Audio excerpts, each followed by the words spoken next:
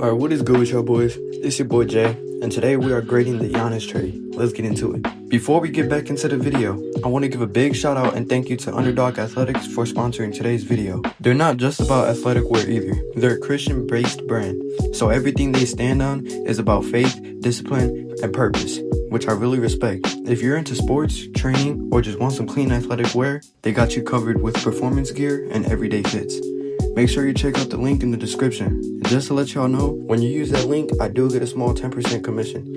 It helps support the channel so I can keep dropping content like this. And for you guys, use my code on the screen at checkout to get 15% off your purchase. So you're saving money and supporting the channel at the same time. Win-win situation. Once again, shout out to Underdog Athletics for sponsoring today's video. Without being further ado, let's get into it. For those who's been living under a rock, on Monday, June 22nd, minutes before 11 p.m. Central Time, NBA insider Shams Charania broke the news that we've been waiting for almost 2 years. Giannis was officially traded to the Miami Heat for Tyler Hero, Kel'el Ware, Jaime Jaquez, Kasparas Giannis, 3 first-rounders, with one being the 13th pick, which led the Bucks to draft Nate Ament with that pick, and another one being a pick swap and 1 second-rounder. Now, just to let y'all know, this trade won't be completed until July 6th. So technically the Bucks can pull out of the trade, but it's almost guaranteed they won't.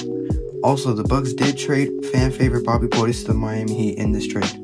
Well, now that you know the trade, let's get into it. Alright, so first let's grade the Milwaukee Bucks behalf of this trade. Okay, so with the Bucks, I get that us Bucks fans and Milwaukee or Wisconsin residents are sad with the news, but we also have to understand this trade would eventually have happened. And if anything, this was better late than ever, because if we didn't trade Giannis, we all know he would have left once his contract expired at the end of the season. And we got lots of young players and picks with this trade. And you guys are probably going to say, well, we didn't need Tyler Hero. And I get that, and I agree. So why not just trade Tyler Hero for more assets or picks? And then with us drafting Nate Ament, who has lots of potential with that 13th pick, was a smart idea. And I think Kel'el Ware, Jaime Jaquez, and Kasparas was a great pickup. Ware has potential to be a solid starter, Jaquez can be a great role player, and Kasparas could be a young player who can develop into a great three-point sniper. And Tyler Hero, the main piece of this trade. Tyler Hero, who's coming off a career-low 33 games played last season, averaged 20 points, 5 rebounds, and 4 assists. And for you box plus minus watchers, he's had his lowest box plus minus average since his sophomore season, with a negative 1.1 box plus minus average. He is basically going to start for the Bucks immediately.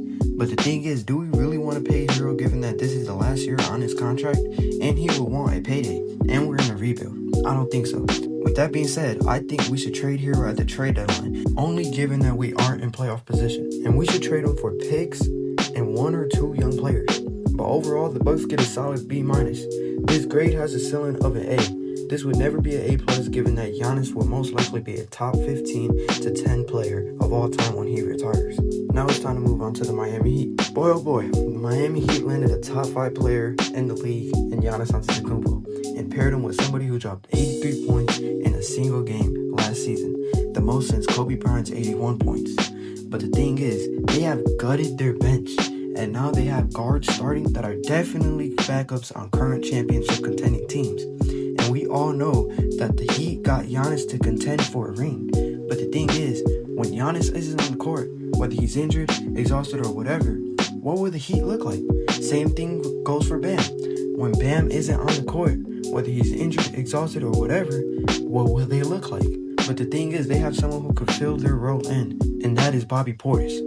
But the thing is, Bobby is not Bam nor Giannis. So unless they sign better guards or at least build depth, the Heat get a C+ with a ceiling of an A+. Only actual ball knowers know that in order to win in the modern NBA, you need depth, and without that, you're only a playoff contender, not a championship contender. Well, with that being said, it's your boy Jay, and this is Fast Life Sports. If y'all stay till the end, I'll catch you on the next one. Have a good day.